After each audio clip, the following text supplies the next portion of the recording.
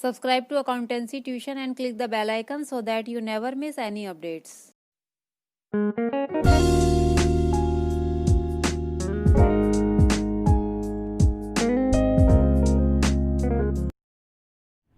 Students, आज हम class 11th का चैप्टर 9 कंटिन्यू करेंगे, जिसमें हम जर्नल एंट्रीज बनाना सीखेंगे। पार्ट 1 का लिंक आपको आई बटन में मिल जाएगा। तो स्टार्ट करते हैं आज का वीडियो। चैप्टर 9 की ये पार्ट 2 वीडियो है। इस वीडियो में हम इन सब ट्रांजैक्शंस की जर्नल एंट्रीज बनाना सीखेंगे। जर्नल एंट्रीज स्टार्ट करने से पहले मॉडर्न अप्रोच का रूल एक बार डेबिट और क्रेडिट का देख लेते हैं। डेबिट और क्रेडिट मॉडर्न अप्रोच के अकॉर्डिंग हमने क्लियर के क्लासिफिकेशन से समझा था। अगर वो वीडियो आपने नहीं देखा है तो उसका लिंक आपको आई बटन में मिल जाएगा।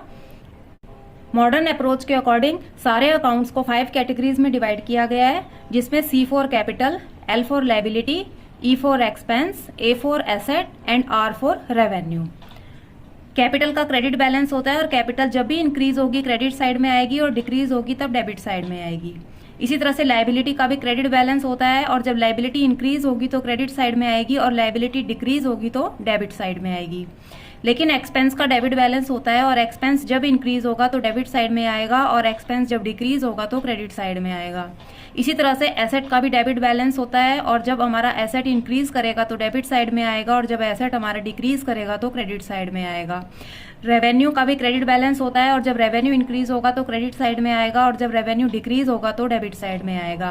तो इस तरह से हमने ट्रांजैक्शंस में डेबिट और क्रेडिट अपनी जर्नल एंट्रीज में पोस्ट करने हैं। तो हम एक एक ट्रांजैक्शन देखेंगे और कौन कौन से अकाउंट उससे अफेक्ट होते हैं और उसके बाद उसको क्लियर के क्लासिफिकेशन में एडजस्ट करेंगे। तो क्वेश्चन को स्टार्ट करते हैं। सबसे फर्स्ट ट्रांजैक्शन है जनवरी 6, 2019 को सोल्ड गुड्स फॉर कैश। यहाँ पर हमने कैश सेल किया है 36,000 का। तो इट मीन्स इस ट्रांजैक्शन में 2 अकाउंट अफेक्ट हो रहे हैं। एक कैश का अकाउंट अफेक्ट हो रहा है और एक सेल्स का अकाउंट अफेक्ट हो रहा है। ठीक है, तो यहाँ पर हमारा कैश जो है सेल हुई है तो इट मीन्स कैश हमारा इंक्रीज हो रहा है और सेल्स हमारा रेवेन्यू है और रेवेन्यू भी हमारा इंक्रीज हो रहा है। तो देखिए कैश हमारा एसेट में आता है और एसेट जब इंक्रीज होता है, देखिए यहाँ पर एसेट इंक्रीज हो रहा है और एसेट को हमने डेबिट करना है। तो इट मीन्स इसकी जर्नल एंट्री में हम कैश अकाउंट को डेबिट करेंगे। ये जर्नल का फॉर्मेट है 2019 6 जनवरी को हमारी ये एंट्री होगी। तो हमारा कैश इंक्रीज हो रहा है और कैश हमारा एसेट है तो हमने कैश अकाउंट को डेबिट करना है 36,000 के अमाउंट से। उसके बाद दूसरा अकाउंट इन्वॉल्व हो रहा है सेल्स का और सेल्स हमारा रेवेन्यू है। और रेवेन्यू देखिए रेवेन्यू का हमारा क्रेडिट बैलेंस होता है और रेवेन्यू जब हमारा इंक्रीज करेगा तो उसे हमें क्रेडिट साइड में लिखना है। तो इट मीन्स हमें 2 सेल्स को क्रेडिट साइड में लिखना होगा 36,000 से। उसके बाद इसका ब्रीफ एक्सप्लेनेशन लिखना है जिसको नरेशन कहते हैं। आप यहां पर लिख देंगे गुड्स सोल्ड फॉर कैश।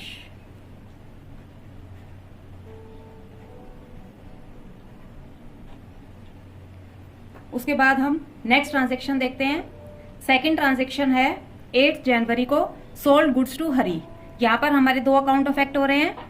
एक हरी का अकाउंट अफेक्ट हो रहा है और दूसरा सेल्स का अकाउंट अफेक्ट हो रहा है। तो हरी हमारा डेटर है तो यहाँ पर डेटर इंक्रीज हो रहा है और सेल्स आपका रेवेन्यू है और ये सेल्स भी हमारी इंक्रीज हो रही है। तो देखिए डेबिट और क्रेडिट किस तरह से करेंगे। हरी डेटर है और डेटर एसेट में आता है। तो देखिए एसेट हमारा इंक्रीज होगा तो हमें डेबिट साइड में लिखना है। तो हम अपनी ट्रांजैक्शन में हरी को डेबिट कर देंगे। ये ट्रांजैक्शन है जनवरी 8 की। तो हरी डेबिट 30,000 के अमाउंट से। उसके बाद देखिए सेल्स भी इंक्रीज हो रहा है। सेल्स हमारा रेवेन्यू है और रेवेन्यू जब इंक्रीज होता है तो क्रेडिट साइड में आता है। तो हम क्रेडिट साइड में लिखेंगे 2 सेल्स अकाउंट 30,000 से। उसके बाद इसका ब्रीफ एक्सप्लेनेशन लिख देंगे narration goods sold to Hari. Students, यहाँ पर कैश नहीं वर्ड मेंशन है इसलिए हम इसे कैश ट्रांजैक्शन नहीं क्रेडिट ट्रांजैक्शन मानेंगे, क्योंकि यहाँ पर आपको नाम दिया हुआ है और कैश के बारे में कोई भी इंफॉर्मेशन नहीं है। तो आप नरेशन में लिख सकते हैं goods sold to Hari on credit.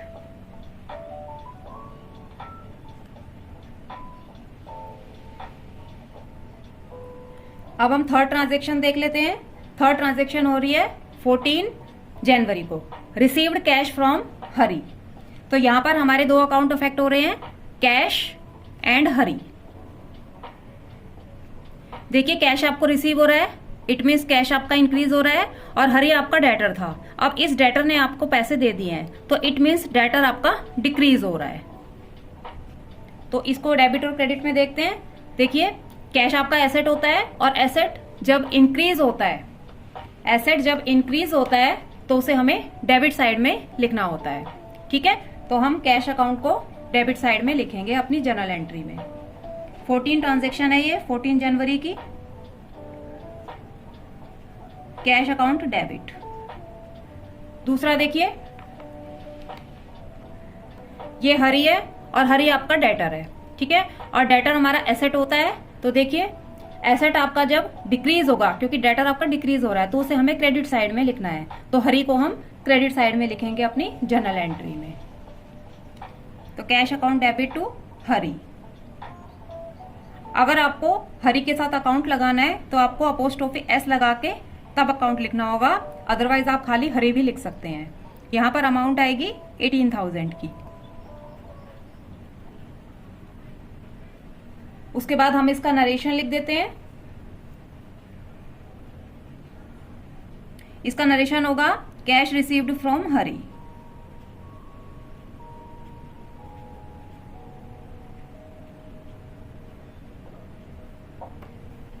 उसके बाद नेक्स्ट ट्रांजेक्शन्स देखिए। नेक्स्ट ट्रांजेक्शन है 26 जनवरी को, रिसीव्ड कमीशन। अब देखिए आपको यहाँ पर कैश में कमीशन रिसीव हो रहा है, तो इट मीन्स 2 अकाउंट अफेक्ट हो रहे हैं, कैश अकाउंट का और कमीशन अकाउंट। अब यहां पर आपका कैश भी इंक्रीज हो रहा है और कमीशन भी इंक्रीज हो रहा है। कमीशन जो है वो आपका रेवेन्यू के नेचर में आएगा और कैश आपका एसेट के नेचर में आएगा। तो हमारे रूल में देखिए जो कैश है वो एसेट है, और एसेट जब हमारा इंक्रीज होता है तो उसे हमें डेबिट साइड में लिखना है। तो इट मीन्स कैश अकाउंट हमारी जर्नल एंट्री में डेबिट होगा। ये एंट्री है 26 जनवरी की। कैश अकाउंट को हमें डेबिट करना है। कमीशन का अमाउंट है 750। उसके बाद दूसरा अकाउंट अफेक्ट हो रहा है कमीशन का।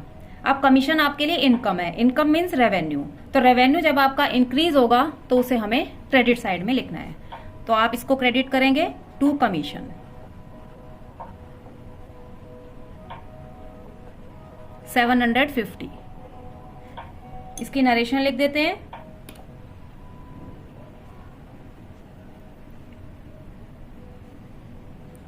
Cash received for commission.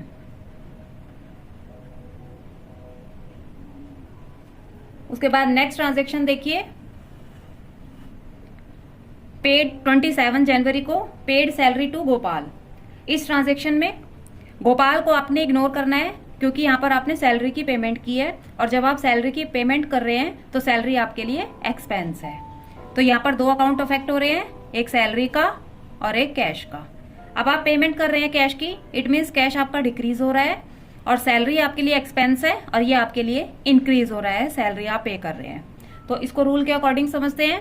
Salary expense होता है, और एक्सपेंस जब इंक्रीज करेगा तो डेबिट साइड में आएगा। तो हमें सैलरी अकाउंट को डेबिट करना है। ट्रांजैक्शन है 27 जनवरी को। 27 जनवरी को आपने सैलरी पे करी है गोपाल को। तो हमने अभी देखा कि सैलरी आपका एक्सपेंस है, ठीक है, और एक्सपेंस जब इंक्रीज होता है तो उसे हमें डेबिट में लिखना होता है। तो आ जाएगा सैलरी अकाउंट डेबिट। उसके बाद स्टूडेंट्स आपने कैश की पेमेंट की है, कैश आपका एसेट होता है, ठीक है, और एसेट आपका डिक्रीज हो रहा है, और एसेट जब आपका डिक्रीज होता है तो उसे हमें क्रेडिट साइड में लिखना होता है। तो हम salary account debit to cash account journal entry pass कर देंगे। सैलरी का अमाउंट है 1200 का। नरेशन में आप गोपाल का नाम मेंशन कर सकते हैं, salary paid to Gopal.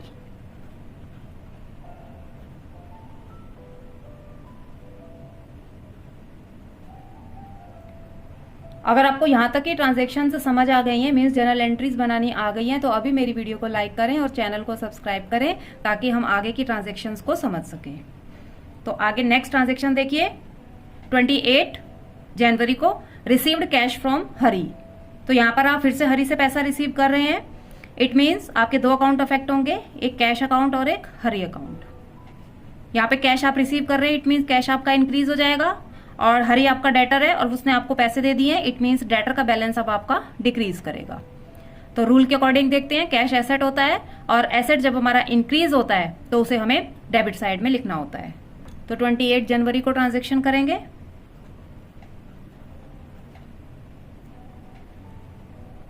Cash account debit.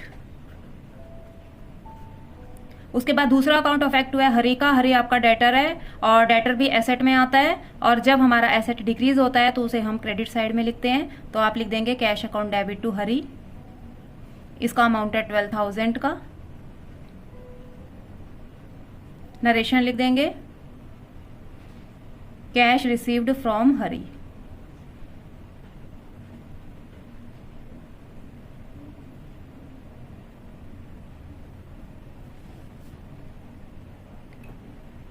Next transaction देखिए 29 जनवरी को, withdraw cash from office for personal use. Personal use के लिए स्टूडेंट्स जो भी कैश निकाला जाता है उसको ड्रॉइंग्स कहते हैं। तो इस ट्रांजेक्शन में कैश और ड्रॉइंग्स दो अकाउंट अफेक्ट हो रहे हैं। ड्रॉइंग्स को एक्सपेंस की कैटेगरी में रखा जाता है, ठीक है। यहां पर आपने कैश विड्रॉ किया है, इट मीन्स कैश आपका डिक्रीज कर रहा है, और आपने ड्रॉइंग्स की है, एक्सपेंस आपका इंक्रीज हो रहा है। तो रूल से इसको करते हैं, ड्रॉइंग्स एक्सपेंस है और एक्सपेंस आपका इंक्रीज कर रहा है, और एक्सपेंस जब भी इंक्रीज करेगा उसे हमें डेबिट साइड में लिखना है। तो हम अपनी जर्नल एंट्री में ड्रॉइंग्स अकाउंट को डेबिट कर देंगे, और ये ट्रांजेक्शन हो रही है 29 जनवरी को। Drawings account debit to. अब देखिए स्टूडेंट्स, यहाँ पर आप विड्रॉ कर रहे हैं बिजनेस से कैश, तो इट मीन्स बिजनेस से कैश जा रहा है, मीन्स कैश डिक्रीज हो रहा है, और कैश आपका एसेट होता है, और एसेट जब डिक्रीज होता है तो उसे हमें क्रेडिट साइड में लिखना होता है। तो यहाँ पर आ जाएगा टू कैश अकाउंट। 4,000 की विड्रॉ की है, तो इट मीन्स 4,000 की हमारी ड्रॉइंग है, तो ये एंट्री 4,000 से पास हो जाएगी। नरेशन लिख देते हैं cash withdraw for personal use.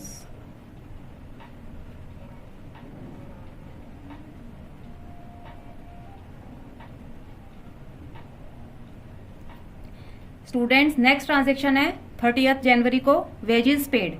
अब यहाँ पर आप वेजेस की पेमेंट कर रहे हैं, इट मीन्स दो अकाउंट अफेक्ट होंगे। कैश की पेमेंट कर रहे हैं इसलिए कैश डिक्रीज होगा, और कैश आप किस लिए दे रहे हैं, आप वेजेस की पेमेंट कर रहे हैं, तो वेजेस आपके लिए एक्सपेंस है और एक्सपेंस आपका इंक्रीज हो रहा है। तो इसको हम रूल से करते हैं, यहाँ पर आप वेजेस की पेमेंट कर रहे हैं, वेजेस आपके लिए एक्सपेंस है, और एक्सपेंस जब भी आपका इंक्रीज होता है तो उसे हम डेबिट साइड में लिखते हैं। तो हम वेजेस को डेबिट साइड में लिख देते हैं। 30 जनवरी को ये ट्रांजेक्शन हो रहा है, वेजेस अकाउंट डेबिट टू। यहां पर दूसरा अकाउंट अफेक्ट हो रहा है कैश का। कैश आपका डिक्रीज हो रहा है, और कैश आपका एसेट होता है, और एसेट जब डिक्रीज होता है तो उसे हमें क्रेडिट साइड में लिखना होता है। तो हम टू कैश अकाउंट कर देंगे। वेजेस की हमने पेमेंट की है 7,200 की। नरेशन लिख देते हैं वेजेस पेड। उसके बाद नेक्स्ट और लास्ट ट्रांजेक्शन है हमारी बॉट मशीनरी फॉर कैश। आपने मशीनरी परचेज की है कैश देकर, इट मीन्स दो अकाउंट अफेक्ट हो रहे हैं, कैश का और मशीनरी का। मशीनरी आपने खरीदी है, इट मीन्स मशीनरी इंक्रीज हो रही है, और कैश देके खरीदी है, इट मीन्स कैश आपका डिक्रीज हो रहा है। तो देखिए आपने मशीन परचेज की है, तो मशीन आपकी एसेट होती है, और एसेट जब हमारा इंक्रीज होगा तो उसे हमें डेबिट साइड में लिखना होगा। तो हम अपनी जर्नल एंट्री में मशीनरी अकाउंट को डेबिट लिख देते हैं। ये ट्रांजेक्शन भी 30 जनवरी को ही हो रहा है, तो मशीनरी अकाउंट डेबिट टू। आपने मशीनरी कैश देके खरीदी है, तो कैश आपका डिक्रीज हो रहा है, मीन्स आपका एसेट डिक्रीज हो रहा है, और एसेट जब भी डिक्रीज होगा उसे हमें क्रेडिट साइड में लिखना है। तो टू कैश अकाउंट। 8,000 की मशीनरी परचेज की है। नरेशन लिख देते हैं मशीनरी परचेज फॉर कैश।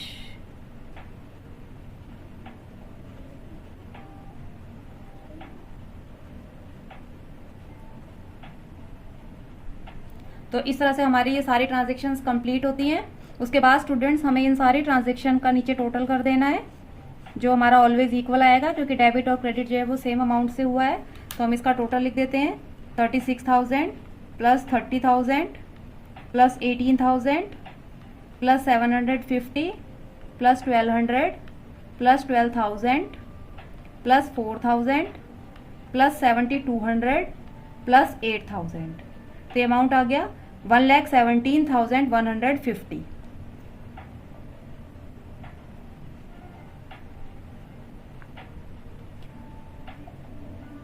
अगर आपके लिए अब जर्नल एंट्रीज बनाना इजी हो गया है तो मेरी वीडियो को लाइक करें एंड मोर वीडियोस के लिए मेरे चैनल अकाउंटेंसी ट्यूशन को सब्सक्राइब करें, साथ ही बेल आइकन भी क्लिक करें ताकि मेरी लेटेस्ट वीडियो का अपडेट आपको मिलता रहे। नेक्स्ट वीडियो में हम कुछ और जर्नल एंट्रीज बनाना सीखेंगे।